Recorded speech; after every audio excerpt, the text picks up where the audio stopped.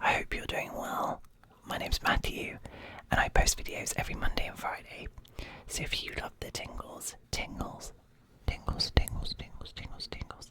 then please do hit that subscribe button because you are in the right place. And don't forget to leave in the comments below suggestions of other true crime cases you'd like me to cover. Tonight, we will be whispering about one of the most infamous true crime cases, that of the Menendez brothers. This story is filled with family secrets, hidden abuse, and a shocking crime that still stirs debate today. So let's get comfortable, settle in, and allow yourself to relax as I guide you through the tragic and unsettling events that led to the murder of José and Kitty Menendez by their own sons, Lyle and Erik.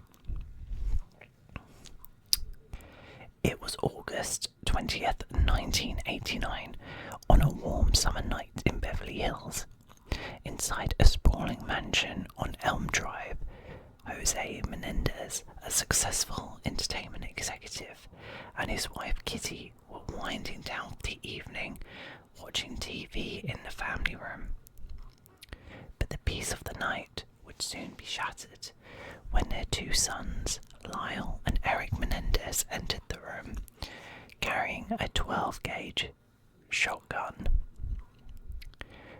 What happened next was a brutal scene of violence that would shock the nation. José Menendez was shot in the back of the head, execution style. His body slumped over, instantly lifeless. Kitty, startled and terrified, tried to run for her life, but the brothers pursued her, firing shot after shot until her body was riddled with bullets. Kitty was hit in the leg, chest and face, which rendered her unrecognisable. It was a massacre. Yet the brothers did something strange after the murders. They didn't run or show remorse. Instead, Lyle called 911, crying hysterically, claiming that they had just come home to find their parents murdered. At first, the police believed it was a botched robbery. Beverly Hills was known for its wealth, had its share of crime, but soon cracks began to appear in the brothers' story. Let's go back a bit to understand the Menendez family and what could have driven these two brothers to commit such a brutal crime. José Menendez was a Cuban immigrant who had built a fortune in the entertainment industry. That sounded weird in my head. Don't know if that sounded weird to you. Working with top Hollywood executives and rising through the ranks.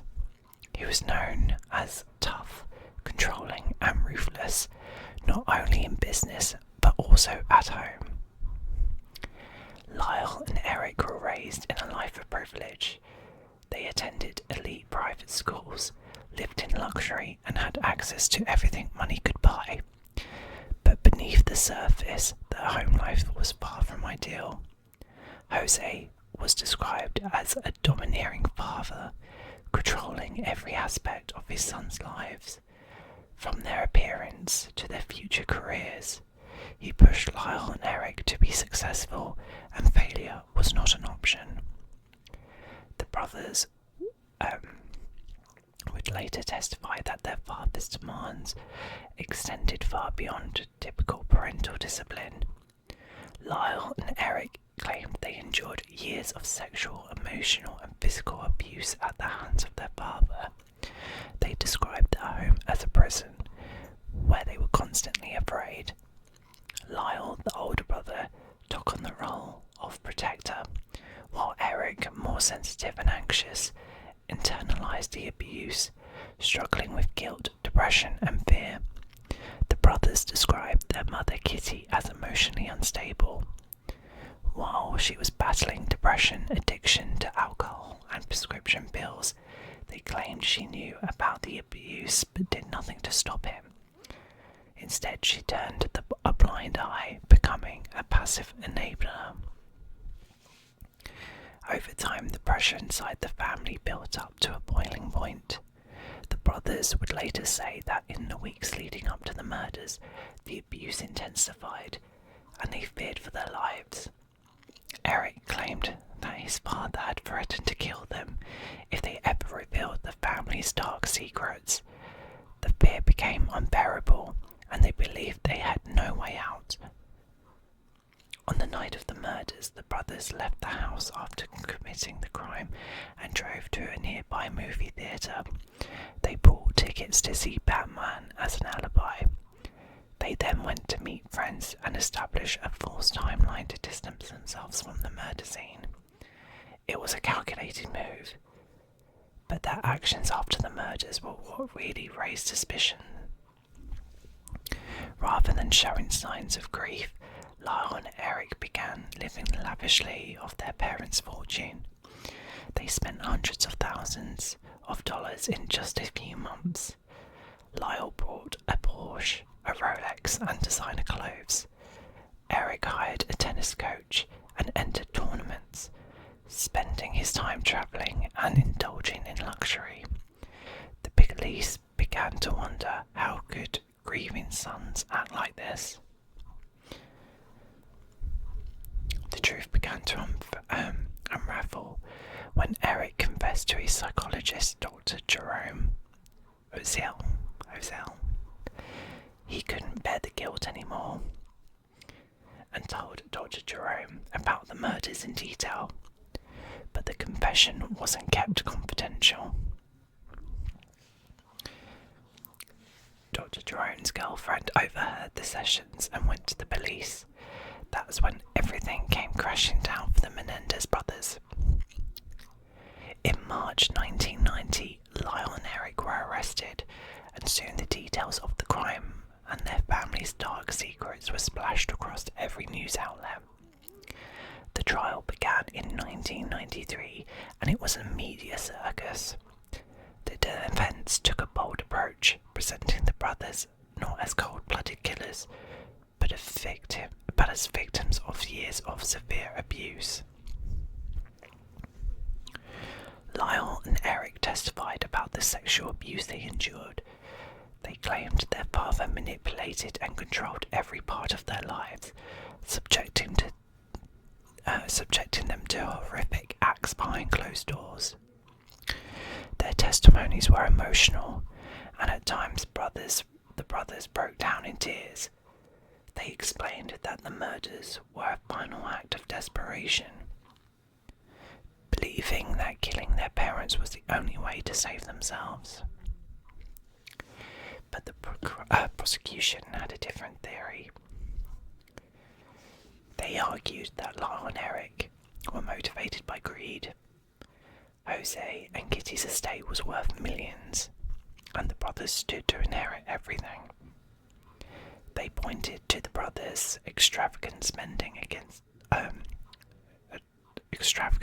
after the murders as evidence that the crime wasn't about fear, but about money.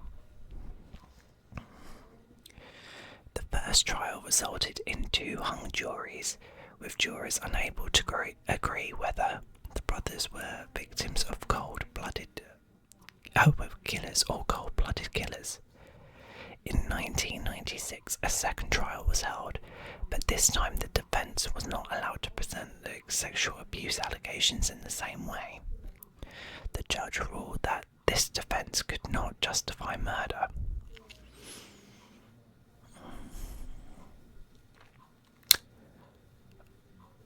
Not quite sure on the reasoning for that. Without the emotional weight of the abuse testimony, the jury found both brothers guilty of first-degree murder. Lyle and Erik Menendez were sentenced to life in prison without the possibility of parole. Today, Lyle and Erik are serving their sentences in separate prisons. Over the years, they have continued to appeal their convictions, and their case remains a subject of public fascination. Some believe the brothers were truly victims of a horrific home life, while others see them as greedy, spoiled young men who killed their parents for money. The Menendez brothers' case has been the subject of documentaries, films, and books, and even after all these years, it still raises the question: were they acting out of fear, or were they motivated by greed? I find this case to be really interesting. I've not watched the I don't know if it's a series or a film on Netflix, but that was what gave me the glimpse, that's what made me think about doing this video tonight, because actually it's a really interesting case. I am a little bit surprised that the judge said that sexual abuse couldn't lead to murder. I personally don't agree with that. I think any form of abuse could lead to that, if I'm being completely honest, if you think about it. I mean,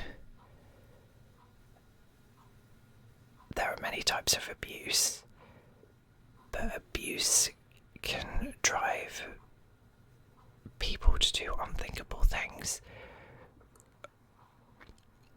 Not that it's justified, but if the case was true, like if their story was true and they were being abused by their father, and then their mother was passive and turned a blind eye to let it happen, then I could see why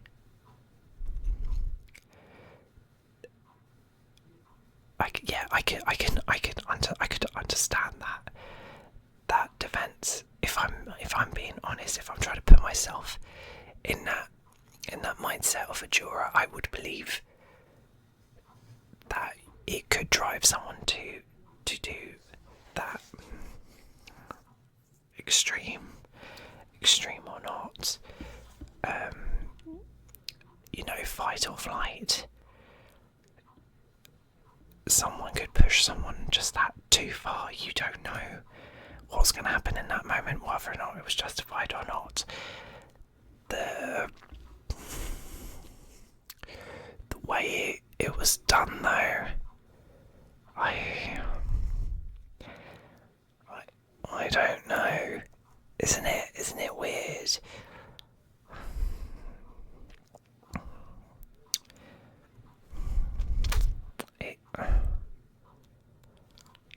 I actually don't know what to think of this case. What do you guys think? Do you think they did it for greed? Or do you think the boys were telling the truth? It's why would they do it just for the money, though? The teenagers,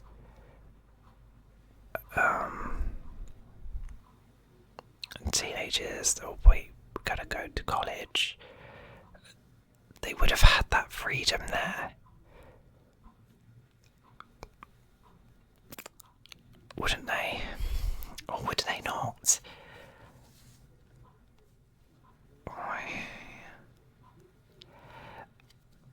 This is. I'm baffled. I don't know what to think. It's an interesting case, that's for sure. I hope this story has intrigued you as much as it's intrigued me. I hope it's relaxed you, as well as we explore the darker side of human nature. Let me know your thoughts in the comments. Do you think the Menendez brothers were victims, or were they cold and calculating? I'm now going back and forth, but I'd love to hear your opinions. Thank you so much for listening. And if you like more true crime whispers, don't forget to subscribe, and please do hit that like button because it really does help the channel. And until next time, take care and sweet dreams.